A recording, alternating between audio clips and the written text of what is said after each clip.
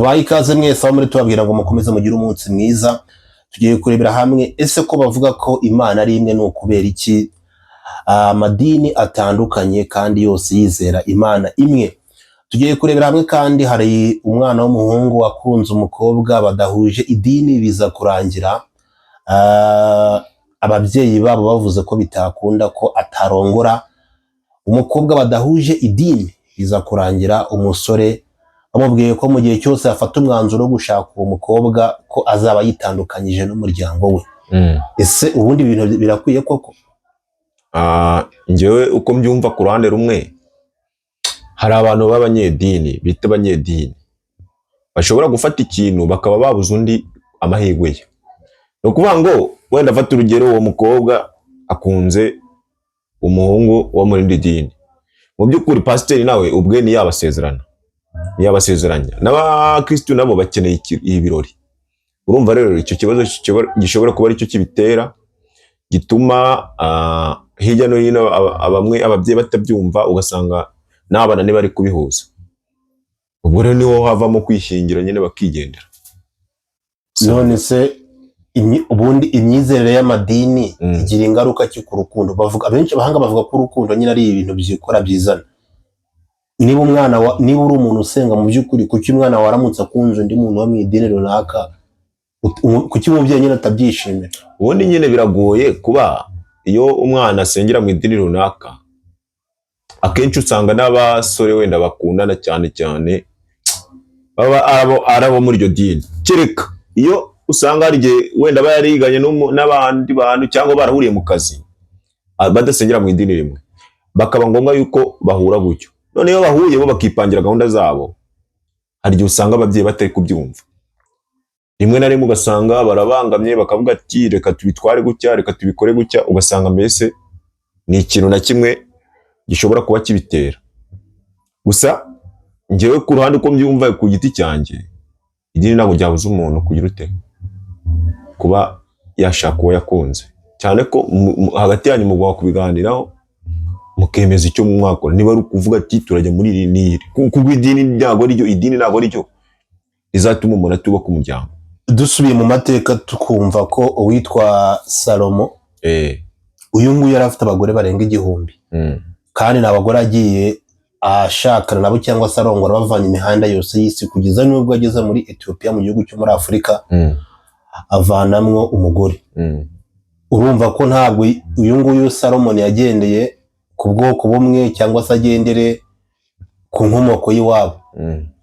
Ibi ngibi ni kuki bidahisomo abandi bantu bumve ko kuba umuntu mudahuje idini ntacyo bitwaye kuba mwakura urukundo ruzima. Tukanafata urugero kandi kuri Aburahamu, yari afite umugore witwa Sara, kugeza ubwo arongoye umwarabukazi bita, uramuzi umwarabukazi yarongoye? Niba ari naho ndi kumwibuka neza, ariko niba ari Rasheli, niba naho ndi kumwibuka neza. Ntabwo yuko umwarabukazi wakoraga mu rugo rwa, ndamuzi ko ari umukozi yakoraga mu rugo, ariko izina naho ndi kuryibuka neza. Gusa nzi ko byabayeho. Ariko nanone nyine ubundi ikintu cyabiteye, ubundi ikintu gituma abantu, abasore cyangwa abakobwa usanga badahuza idini, badakunda kubana cyane, ni amategeko yo mu idini.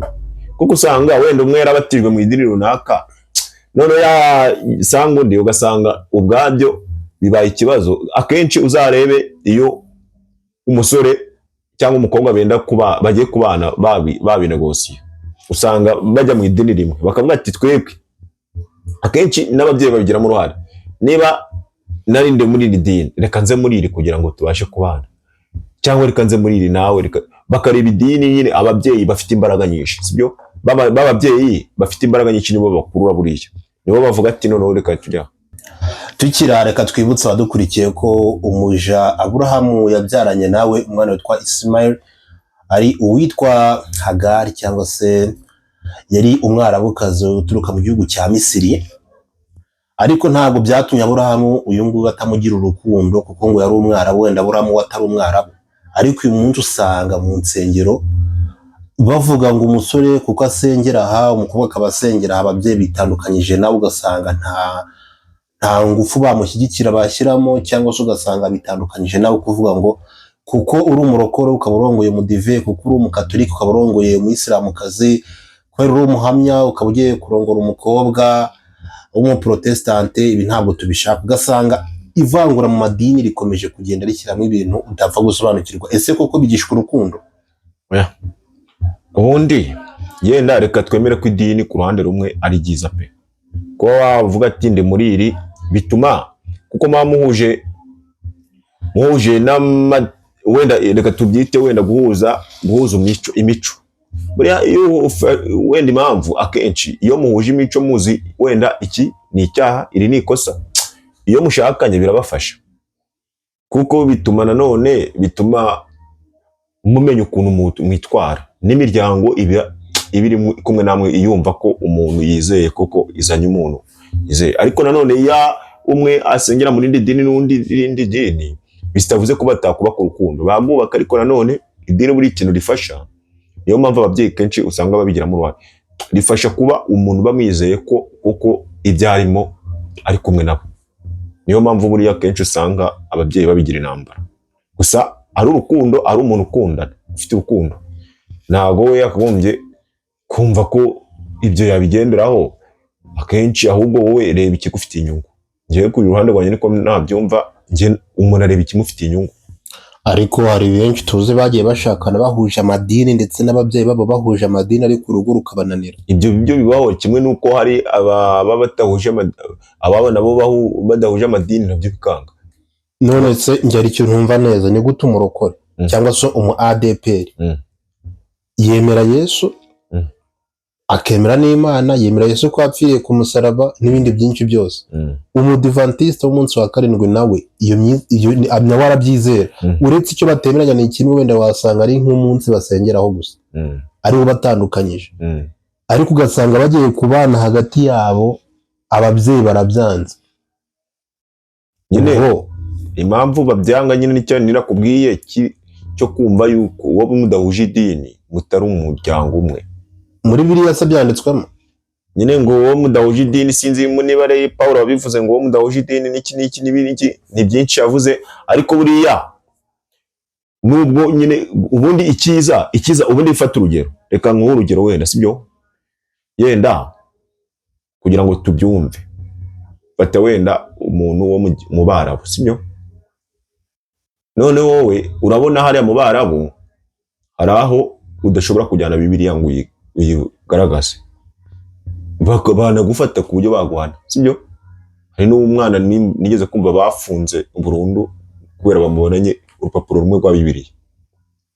Rero kiri impamvu bagikora ni ukugira ngo bafate abantu babashire ahantu hamwe. Buriya no kuba kontrola biroroha. Buriya iyo uzi ko abantu muhuje idini wenda ibindi biroroha kuba mwabikorana, n'inama murayijya.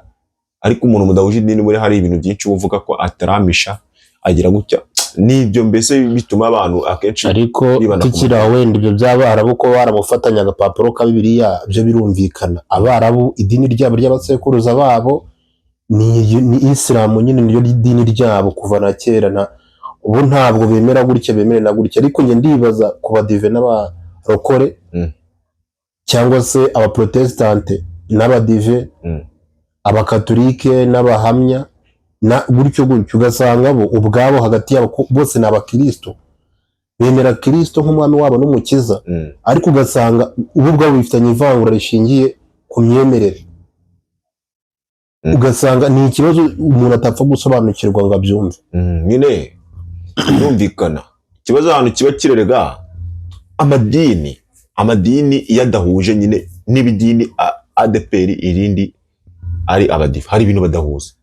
Ni ukuvuga ngo umwe asenga ku wa gatandatu undi wenda ku cyumweru n'urugero, wa undi ku wa gatandatu akumvisha uburyo ku cyumweru uba wishyuye isabato, nawe no ku cyumweru akavuga ati ngiye gusenga iki gihe nta kibazo bintwaye, icyo mva ni ukuba najya gusenga. Rero noneho tekereza noneho mu rugo abantu badahuje idini ukuntu babana. Ni ukuvuga ngo umwe wenda urabizi akenshi abantu buriya bahuje idini bapanga ibintu bakavuga ati wenda ku cyumweru nituba gusenga tuzakora ibi. Ariko tekereza noneho nawe ubwawe ukuntu buriya bigenda hagati iyo umwe avuze ati ngenda ajya gusenga ku wa gatandatu, undi yagiye mu kazi wenda agiye gucuruza cyangwa agiye gukora ibi n'ibi, undi nawe yagiye gusenga. None utekereza undi agiye gusenga nawe undi agiye muri business, urumva ko hagati yanyu ubundi buri kintu akenshi gikunda kubuza abantu.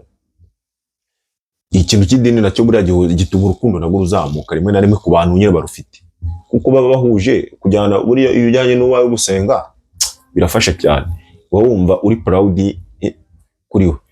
Hari n'abavuga mu gihe ibyo bibaye ubwo umukobwa no ugomba guhindura idini. Akenshi buriya akenshi abakobwa nibo bahindura. Muri ADPR bigenda bite?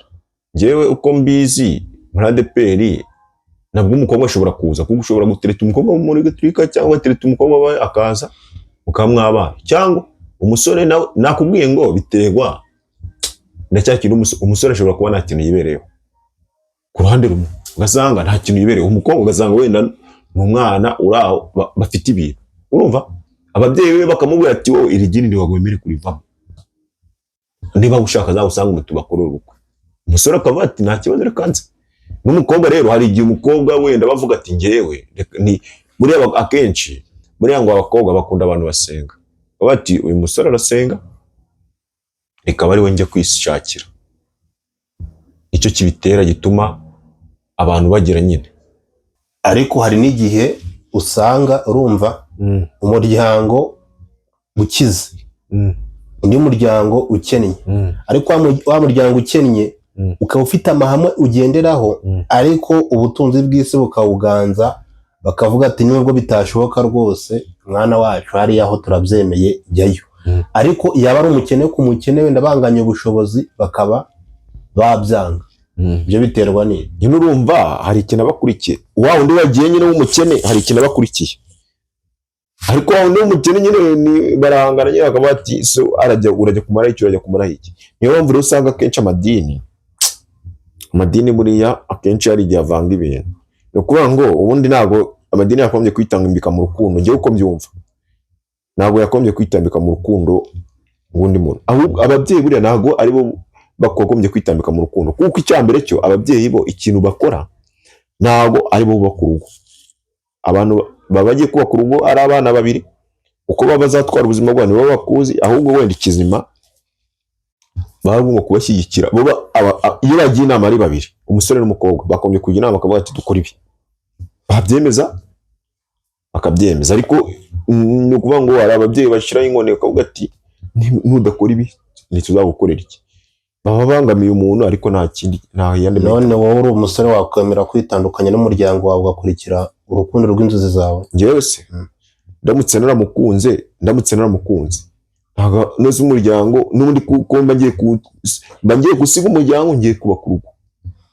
None se umuryango nimara kumuzana sasa none reka nemere ko ndi mwidinira, ndamuzanye turi mwidini, namugeza mu rugo wa muryango ugatanye ukambwira turi mwana ntago dushaka kuzajya umutwara gutya. Icyo gihe n'ubundi waba ugiye kunyoborera urugo.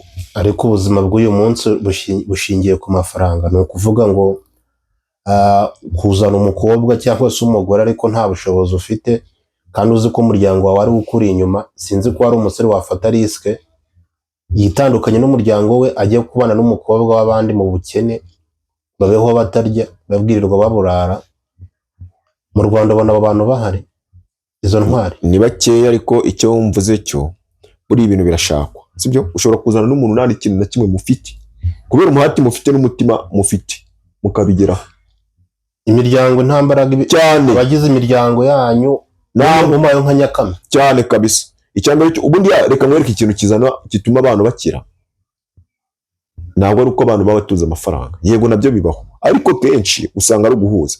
Buriya iyo abantu babiri babana bahuza 100%, bahuza ikintu cyose bagiye gukora bakajyaho inama, umwe akavuga ati dukora iki, uyabona atari cyiza akamubwira ati nyamara twabitwara gutya, bakumvikana bakagenda mu mujyi umwe. Icyo gihe ikintu cyo mubwiye cyo nyirizina urugo rwabo ebana, niyo baba ari abakene bageraho bikazashoka byose bikabyegwaho. Ariko iyo babana bashwana nyine nta kintu bageraho. Niyo mpamvu rero ushobora kwishinga uwo muryango ngo urakize ukajya ugera mu gusana n'intonganya gusa. Niyo mpamvu rero wafata icyemezo cyawe nyirizina uko ubitekereza, uko ubyumva. Amafaranga yubaka urugo yego, ariko nanone atabonetse ntabwo bivuze ko urugo rutakubaka. Ariko uyu munsi hari umuntu ukubwira ngo burya ngo indwara mbi kuruta izindi zose ni ubukene. Hari ukubwira ngo ngewe wampa ubutunzi nkabubamo ariko mu ntonganya ngewe nkurikije uko mbayeho uyu munsi nabyemera nkajya nawe umugore akantonganya akancunaguza ariko amafaranga nyafite ndi kurya neza kabone nubwo yantuka ariko iyo nkoko ndi kwishishimura nanjye nta kibazo. Wowe sha umva icyo nta kintu waba uhisemo, nta kintu nakwizeza uwo muntu kuko urumva buriya mwana ahantu reka nkubwire ntabwo wakwifuza kurya ibintu uri kubitamo amarira. Urumva umuntu ari kuguciraho agutuka waheza ngo uri kurya ibyo bintu se by'Amerika nyine n'indamu kubera nuko byifuza ako kanya babyifuza avuga ati ngewe reka mbigenze gutya bitewe n'ubukene ndimo, agahita bigenze gutyo nta kwihangana nkanyamera gutya kanuka. Ariko ni nka wundi uvuga ni nka ba bagore usanga bavuga ngo ngewe rwose ngewe ng'umugabo wanjye waciye inyuma ariko kajya amahira ngo nta kibazo. Ibyo mu mutima se urumva nta kibazo, urababaye ariko nta yandi mahitamo waba ufite. Urumva ibyo rero ntabwo ari byiza. None se ari ukubaho ubuzima utunze icyo wifuza ariko ibyo uburyo biryamo umuserero umeze nabi, abana bakubita, umugore wanakubwira nabi, ariko wagera mu bandi bantu bakaguha icyubahiro ukwiye uretse mu rugo rwawe rwonyine bagusuzugura uvuga ariko ijyana mu bandi bantu. No kubaho ubuzima urya inyama nka rimwe mu myaka 2 uhora wifuza utabona transport wifuza bigoranye, nyine ubuzima bwa gikene nawe urabuza, urara kuri sima wahitamo iki? Bagwitisha ayo mahitamo bayaguha ufite amahoro se nese uko bizara umukene ugira amahoro. Oya nanone icyo kumbwira guhitamo urumva nanone aho nta kintu na kimwe nahitamo. Wambwiye ko uramwibwira uti ngo kuburyo ubitamo mwarira ngo nta cyarutwuka byagera mu cyane. Rero ari ukujya kwirira ku gasambi nta bakina urabazi barara muri bwa buzima bubi. Oya n'umukene nawe reka nkwereke sibyo aho icyo gihe n'ahantu yabatandukaniye na wa mukire kuko impamvu ngiye kuko dore impamvu urumva ugize kubura ibyo kurya, ugize no kurara hasi, ugize no urumva nawe ubwawe urahangayitse. Na wa mukire nubwo ari mu ntonganya ziwe mu rugo aha wenda agira hanze bakamwubaha yego, ariko mu rugo ni intonganya. Ashobora no kugitayari, ashobora no kuvuga ati ngewe weya uwo biramutse bigenze gutyo ufite amafaranga wajya ushaka kwinituriza amahoro ushobora kuyashaka, kereka wenda ari ibintu biri muri wowe, ariko ari ibintu byo mu rugo ufite amafaranga ushobora kuvuga ati reka mbe mbacitse nzajya nza rimwe mu mwaka cyangwa rimwe mu kwezi bamwumbuye nirinde iki.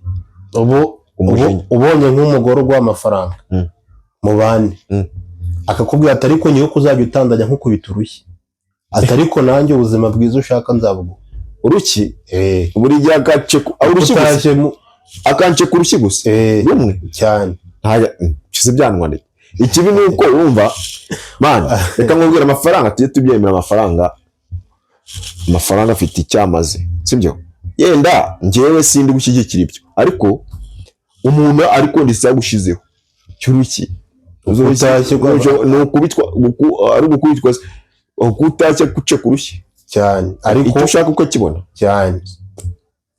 Yenda ubwo rushyikireka wenda avuze ati uzajya ubijya ndi kugutuka sibyo, mu kugenda nkugere mvuga ati yirwa mbese aguhata gutuka kugira uti aguciraho no mu bandi akagusuzugura, icyo gihe nabo mwabana. Ariko hari n'ababyemera ibyo, hari umuntu ukubwira ati ngewe icyo umuntu cyose yankora apfa kuba nari hari umuntu nyine abo niba byabye n'ikivuga ni nka babandi bavuga ati ngewe akugira ngo ngembe hano muri ubuzima bwo hanze najya muri gereza ukajya imimungure. Urumva ni nk'uwo rero ubu nawe aravuga ati ngewe amahitamo yanyuma yanjye aho kugira ngo ngembe mburare cyane. Nawe se wemera ko indwara mbi kuruta izindi ari ubukene cyane. Ubukene ni bubi mwana, ubukene bwo ni bubi ushoboye kubuwanya rwose. Ubukene bwo ni bubi kuko ubukene ariko ubukene butuma utakora icyo ushaka, butuma ubukene bwo mu bandi ugasuzugurwa oya. Ni ukuvuga ngo muri iyi minsi uretse ibyo by'amadini n'ubundi ushobora kubura umupagani ruharwa waraciye ibintu bakuzi ukaba wajya mu idini ushaka kwirobanuza umukobwa mwiza w'umudiyakoni usenga maze igihe akorera Imana bakaba bamuguha. Ibyo byo rwose n'uruca abana ni ukuvuga ngo amafaranga mwana si ikintu. Buriya ashobora kugenda yego si yagenda ameze gutya ari umupagani kandi nawe we si yagenda ngo yijogoze. None se idini ryabuza umuntu kugenda ahubwo wenda avuga uti we yagenda akabatizwa wenda nongera muri iryo dini muri uko kwezi wenda yishakira umukobwa abyanze ni uko ujura umusore ufite ifaranga riremereye ntabwo ushobora gutereta umukobwa utanabatijwe muri iryo dini ntibishoboka ntabwo byashoboka ariko niba batabasezeranye ariko umukobwa ukaba wamwitwarira umukobwa we ahubwo kereka wenda avuga ati umukobwa we ushobora kuza ukamutwara nyine nibyo ndi kuvuga umukobwa ushobora yakwe umukobwa ku giti cye ibyo byo ntose umukobwa uko biterwa n'umutima w'umuntu umugabo ashobora kwemera bitewe n'ibyo yishakira nawe ariko nanone ntabwo waza mu idini ako kanya uvuga ati yacakuye umukobwa cyo guza umukobwa we ari ubyibishaka yaza ni ukuvuga ngo umuntu ufite amafaranga nta dini yabogamira kuko amadini yo agendera ku myizerere n'imyumvire ariko ifaranga aho rije amadini byose bijya hasi nanone niba bavuga ngo byose bijya hasi ahubwo iyo yaje agenda ku mategeko y'iki ya rya dini atabishobora akaba yanyura ku ruhande agafata wa mukobwa akavuga ati bitewe ati njyewe naragukunda bimeze gutya twakwibanira wenda umukobwa bitewe n'uko namubona akavuga ati njyewe ntawe nshaka gusengera muri iyi dini ati njyewe nsengera nawe niba wemera ngo twibane ubu tuvuge ko nk'ubu njyewe ndavuga ati njyewe nsengera muri gakondo ndi muri babandi basenga bizera imyizerere ya kera Nyabingi na Ryangombe nkajya ku rugo rw'umuyisilamu urw'umudive mu muryango umwe mu bakatolike mu bahamya n'izindi nsengero zitandukanye muri urwo rugo bati njyewe umukobwa wanyu ndamukwa miliyoni 150 murabyemera bakubwira ati sha dushingiye ku aho usengera turabyanze hari imiryango yabyemera nyine ubundi hari imiryango ishobora kuvuga ati sasa dereza ibiceri urumva hari imiryango ishobora kuba ati jyana ibyawe nyine biterwa n'iyariyo urumva abantu baratandukanye nase umuntu ashobora kuza akavuga ati aya ngaya ni nyajyana arankura mu bukene cyangwa aramfashe akayemera ariko hari n'undi wavuga cyangwa umukobwa akavuga ati ngere nikeneye umugabo reka nigende ariko hari n'undi wavuga ati jyana ibyawe mwana ibyo ibintu birashakwa n'umukobwa hari umukobwa uvuga ati njya kunya nsange uwo muntu udasenga nakwemera ngashaka umukene usenga nabyo bibaho kuko nanone ushobora kwishimira gusanga ushobora kwishimira usanga uwo muntu witwa ngo ni umukire utazi ibintu aho ariko akajya guza no kunyeke neza ushaka kumenya ibintu aho yabikuye ku buhe buryo n'umuntu umushakanye umusanze kubuje ngo mubane nk'umugore n'umugabo ubuje kumenya aho imitungo ayikuye mitungo nabyo none ubwo ushakanye n'umuntu si muganira se no gupfa kuza none yari umusore murashakanye utangiye kubaza ngo sheri ngo ariko ngo iranzo ayikuye he kiriya kibanza ati iriya modoka wese ibyo ngibyo wenge ntabwo mbyemera abo ngo n'umufashe ushaka ibindi byanyu nawe uzi neza aho mwagiye mubikoranye byaterwa ubundi umusore akenshi niwe wivamo sibyo muri iyo ukunda umukobwa hari igihe akenshi wivamo ukavuga ati ngewe wenda ukajya umubwira ati kwena mwereke inzu yanjye imodoka byagenze gutya na gutya niwe ubimwereka ku giti cyawe ariko umukobwa ntabwo yaza iki kintu wagikuye kereka ari ikintu uzanye muri kumwe mutangiye kugira inzira y'urukundo buriya nibwo ikintu gishyuzanye atangira kukubaza ati ese wagikuye byagenze gutya nyine ariko ntabwo yaza wenda ibintu wari umaranye igihe kingana iki ngo wabikuye nabyo kereka ariwe ushaka kubimwibwirira ariko hari uwabibaza bitavuze ko atabibaza ariko ushaka kubimubwira wabimubwira hari ikibazo njya nibaza ko umusore n'umukobwa bakundana imyaka myinshi baba mu idini rimwe baririmbana muri korali bose ari abadiyakoni barakoreye Imana igihe kirekire ugasanga barabanye bagiye mu mategeko inshuti n'imiryango baraserutse barabambariye ubukwe burabaye burarangiye umwaka wa mbere ugashira bitana shira ishusho umwaka wa kabiri shira ishusho umwaka wa gatatu ugasanga umwe asigaye ataha tariki igimba nakubwira ubundi buri muzima atugera uko kimeze agasuzuguro kawe ndakarambiwe kandi bakundanye imyaka ingahe 7 imyaka 8 wa 10 barabana ariko imyaka 2 babana nk'umugore n'umugabo batangiye gutukana biterwa n'iki akenshi ni kwa kutihanganira umwe hari igihe umwe aba atihanganira undi none ugasanga uko bari baziranye siko bari urumva umwe aba atangiye gufungura undi amaso atangiye kubona imico y'inyirizina kuko iyo muteretana cyangwa iyo mubana mu bintu runaka hari ibintu muhishanya, wenda rimwe na rimwe ugasanga umukobwa hari ibintu yitwararika bitewe n'icyo uri cyo, nawe cyangwa umusore akitwararika akavuga ati wamugera imbere nyurumva aba yarangije kukumenya wese atajya akakwigaragariza, ukabona wa muntu wari uzi ku isura si uri kubona imbere. Niyo mpamvu rero usanga bashwanye, ugasanga ibintu barabica. Ubwo se umukobwa n'umuhungu bashobora gukundana imyaka 10 buri umwe afite ibyo ajya ahisha undi? Bibaho cyane. Umuntu ni mugari, uyu muntu mutabana nawe mutabanye nk'imyaka 3 mande kumumenya biragoye. Hari umuntu uguhisha akaguhisha kituriza, nose ubundi umuntu mutabana wabwirwa n'iki wari kumuhamagara gutyo gusa kuri telefoni mugahura wavuga ngo uyu muntu ngo ndamuzi? No. Kandi musengera mu idini rimwe, musenga Imana imwe, mwarakoranye no muri korali cyane. Ibyo ariko nta hantu bihurira n'intuza n'uburyo umuntu yize. Abantu baba batandukanye. Njyewe nshobora kuba nitwararika ku rusengero nkagenda nibombaritse, abantu bakayavuga turiya mwana aritonda, mu by'ukuri njyewe bwanjye mfite ikintu muri njye mu mutima ebana cya danje. Niyo mpamvu rero biri utabigendera, ibyo ntabwo wabigenderaho. Njye ndumva ko wenda ikizima ahubwo wenda buri ikintu gituma abantu bashwana kenshi, ubusanga hari ibintu bapfa bimwe na bimwe utamenya iyo bituruka. Nabyo birashoboka,